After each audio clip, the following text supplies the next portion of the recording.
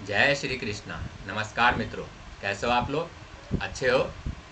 उम्मीद करता हूँ और ईश्वर से प्रार्थना करता हूँ कि आप लोग अच्छे रहो, स्वस्थ रहो, खुश रहो।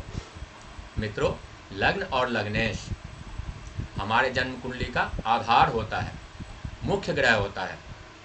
इसके कमज़ोर होने पर या बलवान होने पर या फिर पीड़ित होने पर किसी भी तरह से सीधे तौर पर हमारे कुंडली पर असर पड़ता है, प्रभाव पड़ता है, हमारे जीवन पर प्रभाव पड़ता है। लग्न या लग्नेश के कमज़ोर होने पर हमारी कुंडली सीधे तौर पर कमज़ोर हो जाती है और इसके बलवान होने पर हमारी कुंडली मजबूत होती है। यह निश्चित है मित्रों, निश्चित है ये। आइए मित्रों, सबसे पहले हम यह जानें कि लग्नेश किस भाव में बैठकर कैसा फल देते हैं, किस भाव में बैठकर जो है लग्नेश का कैसा प्रभाव होता है। आइए मित्रों शुरू करें। मित्रों, सबसे पहले हम यह जान लें कि लग्न भाव पहले भाव को कहते हैं। जो यह पहला भाव है जन्म कुंडली का, किसी भी लग्न की कुंडली हो, इस पहले भाव को लग्न कहते हैं। और इसमें जो भी राशि बनी है, जो भी राशि बनी है 1 से लेकर 12 तक कोई भी राशि लिखी हो सकती है, तो उसको लग्नेश कहते हैं। पुराने दर्शकों को तो पता ही होगा, सब जो नए दर्शक हैं उनके लिए बताना जरूरी था। पहले भाव को लग्न, इस भाव को लग्न, और इसमें जो राशि बनी है उसको लग्नेश कहते हैं। उसके स्वामी को लग्नेश कहेंगे। जैसे कि यहाँ पे 10 नंबर लिखा हुआ है पहले भाव में, तो इसके स्वामी कौन होते हैं? शनिदेव। तो इस जन्म कुंडली में, जो कि मकर लग्न की कुंडली है, तो इसके लग्नेश होंगे शनिदेव। आपके जन्म कुंडली में कोई भी राशि लिखी हो सकती है पहले भाव में, उसके स्वामी को लग्नेश कहेंगे मित्रों। तो आइए मित्रों, सबसे पहले हम यह जानें कि लग्नेश का किस भाव में, लग्नेश किस भाव में बैठकर कैसा प्रभाव देते हैं, कैसा फल होता है इनका। आइए मित्रों जानें। मित्रों, सबसे पहले लग्नेश यदि लग्न भाव में ही, यानी पहले भाव में, इसी भाव में बैठ जाए, यदि पहले भाव का स्वामी पहले भाव में बैठे, तो यह एक सुयोग का निर्माण करता है। सुयोग अच्छा, यह जातक के लिए बहुत अच्छा होता है। लग्नेश का लग्न में ही बैठना जातक को उच्च छवि वाला, समाज में मान सम्मान पाने वाला, उच्चतम बुद्धि वाला, श्रेष्ठ बुद्धि वाला, ज्ञानवान, धर्मी, धनी, सुखी, भाग्यशाली, कर्मयोगी बनाता है मित्रों। इसके बाद मित्रों, लग्नेश यदि दूसरे भाव में, इस भाव में बैठ जाए, तो जातक धनी होता है। कम से कम मेहनत में अधिक से अधिक धन कमाता है मित्रों, अधिक से अधिक। भाग्य का पूरा साथ मिलता है उसको। घर परिवार में सबसे प्रेम संबंध बना के चलता है वो, और अच्छी वाणी बोलने वाला होता है मित्रों। इसके बाद बात करें, लग्नेश यदि तीसरे भाव में, इस भाव में बैठ जाए, तो मित्रों लग्नेश का यहाँ बैठने से जातक पराक्रमी होता है, मेहनती होता है, संघर्ष करने वाला होता है। लेकिन जातक के हर एक काम कठिन परिश्रम के और मेहनत के बाद सफल होते हैं। यह निश्चित है मित्रों। लग्नेश का यहाँ बैठना उतना अच्छा नहीं माना जाता। यहाँ पर बैठने से, लग्नेश का यहाँ बैठने से एक अवयोग का निर्माण भी होता है। जातक अधिक से अधिक मेहनत करने के बाद कोई सफलता पाता है मित्रों। उसको कोई भी सफलता आसानी से, कोई भी काम आसानी से नहीं बनता, थोड़ा बहुत संघर्ष लगता है। इसके बाद मित्रों, यदि लग्नेश यदि सुख भाव में, इस भाव में, चौथे भाव में बैठ जाए, तो जातक सुखी होता है, उसके माता से अच्छे संबंध होते हैं। जातक ज्ञानवान होता है, अच्छे कर्म करने वाला होता है, घर परिवार में शांति बनाने वाला होता है, सबको साथ लेके चलने वाला होता है मित्रों। इसके बाद मित्रों, यदि लग्नेश यदि पंचम भाव, जन्म कुंडली के पंचम भाव से संबंध बना ले, यहाँ पे आके बैठ जाए, तो जातक शिक्षित होता है, घर परिवार को साथ में लेके चलने वाला होता है, भरण पोषण करने वाला होता है, अपने मेहनत और काबिलियत के दम पर सफलता को पाता है मित्रों। देशभक्ति भी होता है, प्रेमी होता है, अच्छे बोली बोलने वाला होता है। इसके बाद मित्रों, लग्नेश यदि छठे भाव में, इस भाव में बैठ जाए, तो जातक हर काम, हर सफलता पा लेता है, मेहनत से, परिश्रम से पाता है, उसको मामा पक्ष का भी सहयोग मिलता है। ऐसे जातक प्रतियोगी होते हैं, मेहनती होते हैं,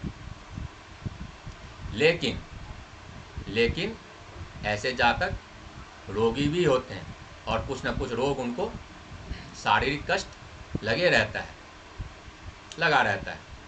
ऐसे जातकों को शत्रुओं का भय भी होता है। ऐसे जातक कर्जे से भी परेशान होता है। ऐसे जातकों को कर्जदार भी तंग करते रहते हैं। इसीलिए लग्नेश का यहाँ पे बैठना ठीक नहीं है। लग्नेश यदि छठे भाव में, इस भाव में बैठे तो एक अवयोग का, जिसको अवयोग कहते हैं, उसका निर्माण होता है। क्योंकि लग्नेश जब यहाँ बैठे तो जातक शारीरिक, मानसिक और आर्थिक रूप से कहीं न कहीं कमोवेश परेशानी उसको होता है मित्रों। वैसे जातक को मामा पक्ष का सहयोग मिलता है और जातक सफलता भी पाता है हर प्रतियोगिता में, लेकिन मेहनत से, परिश्रम से। इसके बाद मित्रों, लग्नेश यदि इस भाव में, सप्तम भाव में बैठ जाए, तो जातक अच्छी छवि वाला, समाज में मान सम्मान पाने वाला, बुद्धिमान होता है, निरोगी होता है और घर परिवार में सबको साथ में लेकर चलने वाला होता है। उसका वैवाहिक जीवन अच्छा बीतता है, सुखमय बीतता है। इसके बाद मित्रों, लग्नेश यदि अष्टम भाव में बैठ जाए, इस भाव में बैठ जाए, तो ऐसा जातक शतायु होता है, लंबी आयु वाला होता है। ऐसे जातकों को विशेष गुप्त ज्ञान होता है मित्रों, विशेष गुप्त ज्ञान होता है और आकस्मिक धन लाभ की भी प्राप्ति होती है। लेकिन लग्नेश का यहाँ पे बैठना ठीक नहीं है। क्यों? क्योंकि जन्म कुंडली का सबसे मारक भाव है और यहाँ पे यदि लग्नेश बैठे तो एक अवयोग का या दुर्योग का निर्माण होता है। क्योंकि लग्नेश के यहाँ बैठने से जातक को आकस्मिक घटनाओं का भी सामना करना पड़ता है, दुर्घटनाओं का भी सामना करना पड़ता है। जातक को कई तरह की मानसिक परेशानियाँ, शारीरिक परेशानियाँ और रोजगार संबंधी समस्याएं आती रहती है। जातक को कोई भी कार्य, सफलता आसानी से नहीं मिलती, संघर्ष करना पड़ता है। इसीलिए लग्नेश का यहाँ पर बैठना ठीक नहीं है। यहाँ पर एक दुर्योग या अवयोग का निर्माण हो जाता है मित्रों। इसके बाद मित्रों, यदि लग्नेश भाग्य स्थान में, इस स्थान में, जिसको धर्म या भाग्य का भाव कहते हैं, यहाँ पर यदि बैठे तो जातक भाग्यशाली होता है, पिता से अच्छे संबंध बना के रखने वाला होता है, जातक के धर्म कर्म में रुचि होती है, जातक धर्मी होता है, परोपकारी होता है, दूसरों की मदद करने वाला होता है और ऐसे जातकों को भाग्य का पूरा साथ मिलता है। इसके बाद मित्रों, लग्नेश यदि इस भाव में, कर्म भाव में बैठ जाए, तो जातक अच्छे कर्म करने वाला, अच्छा काम करने वाला, दूसरों का परोपकार करने वाला, दूसरों का भला करने वाला, अच्छा पैसा कमाने वाला, अच्छा लाभ कमाने वाला, अच्छा धन कमाने वाला और सुख भोगने वाला होता है मित्रों, और पिता की सेवा करने वाला होता है मित्रों। इसके बाद मित्रों, लग्नेश यदि लाभ स्थान में, जन्म कुंडली के 11वें स्थान में बैठ जाए, तो जातक अपने व्यापार से, अपने शिक्षा से, अपने पैसे से अच्छा लाभ कमाता है, अच्छा लाभ कमाने वाला होता है, घर परिवार को संग में लेकर चलने वाला होता है। जातक के अपने भाइयों से अच्छे संबंध होते हैं। इसके बाद मित्रों, यदि लग्नेश यदि जन्म कुंडली के 12वें स्थान में इस भाव में बैठ जाए तो यह भाव किस चीज़ का है? व्यय का भाव है, खर्चे का भाव है, विदेश यात्रा का भाव है, बड़े रोगों का भाव है। तो मित्रों, लग्नेश का यहाँ भी बैठना ठीक नहीं माना जाता। लग्नेश यदि 12वें स्थान में बैठे तो यहाँ भी एक अवयोग का निर्माण या दुर्योग का निर्माण होता है, जिसमें जातक रोजगार संबंधी, विशेषकर रोजगार संबंधी समस्याओं से आजीवन परेशान रहता है। जातक को बड़े रोग लगने का भी खतरा होता है। जातक की धर्म कर्म में रुचि तो होती है और जातक मोक्ष को भी प्राप्त करता है। जातक विदेश यात्रा भी करता है, संभावना होती है इसकी, लेकिन जातक खर्चीला होता है, आय से अधिक खर्चे करता है। जातक मानसिक तौर पे परेशान रहता है और कई तरह की समस्याएं होती है। वहाँ बैठना लग्नेश का ठीक नहीं है। एक अवयोग या दुर्योग का निर्माण हो जाता है, विशेषकर 8वें, 12वें और 6ठे भाव में, तीसरे भाव में भी।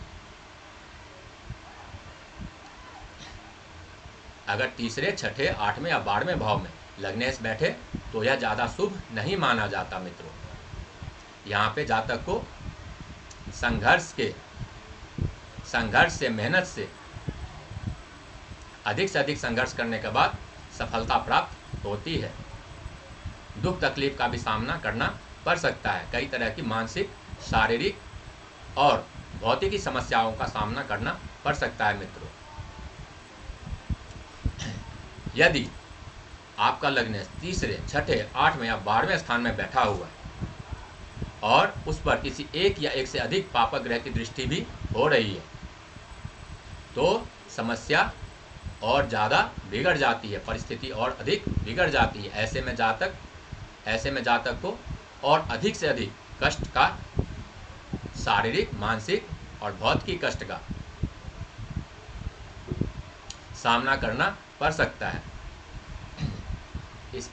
इसी स्थिति में मित्रों, यदि आपका लग्नेश तीसरे, छठे, 8वें या 12वें स्थान में बैठा हो और उस पर किसी शुभ ग्रह की या किसी उच्च के ग्रह की दृष्टि हो जाए, जैसे कि चंद्र, जैसे कि बुध, जैसे कि देवगुरु बृहस्पति, शुक्रदेव जो कि स्वराशिस्थ हो, या फिर अपने उच्च की राशि में बैठे हो या अपने मित्र की राशि में बैठे हो और उनकी दृष्टि हो जाए तो समस्याएं कम से कम होती है। इसके अलावा मित्रों, यदि आपका लग्नेश लग्न भाव में ही दूसरे भाव में, चौथे भाव में, पंचम भाव में, भाग्य भाव में, लाभ भाव में, कर्म और सप्तम भाव में भी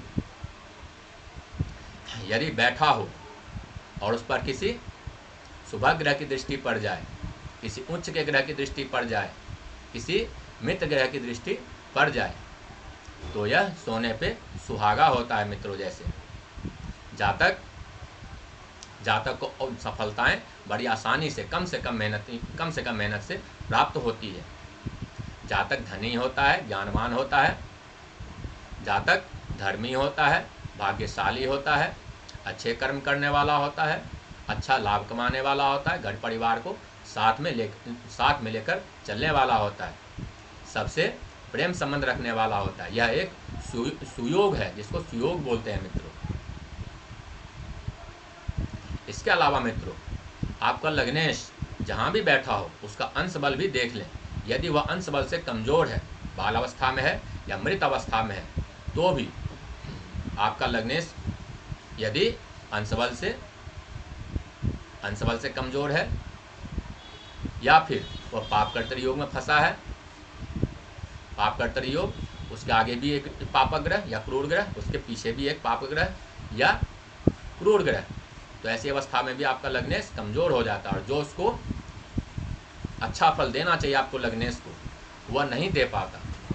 मित्रों, लग्न और लग्नेश का जन्म कुंडली में सर्वाधिक महत्वपूर्ण स्थान है। यदि यह कमज़ोर हो जाए या फिर यह बलवान हो तो इसका असर सीधे तौर पे हमारी जन्म कुंडली पे, हमारे जीवन पर पड़ता है मित्रों।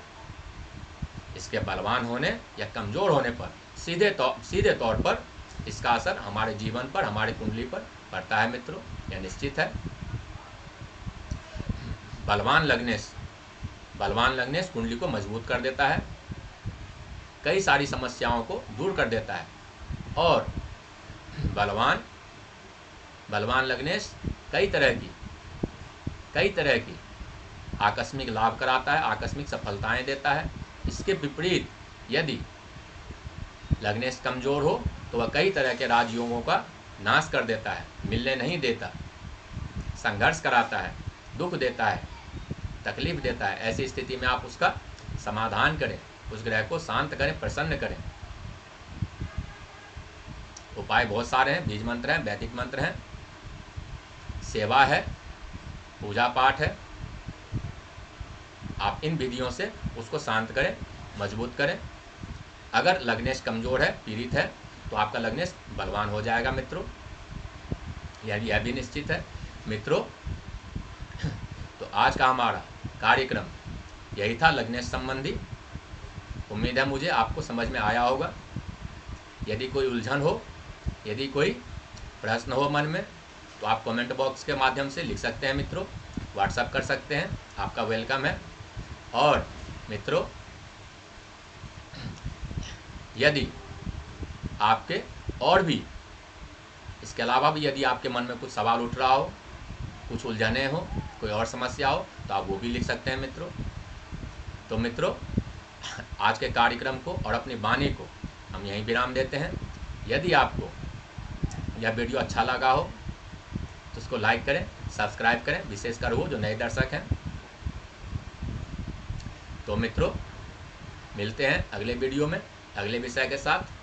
तब तक के लिए धन्यवाद, नमस्कार। ईश्वर आपको और आपके परिवार को खुश रखे, सुरक्षित रखे, आपकी सभी मनोकामनाएं पूर्ण हो। जय श्री कृष्ण मित्रों।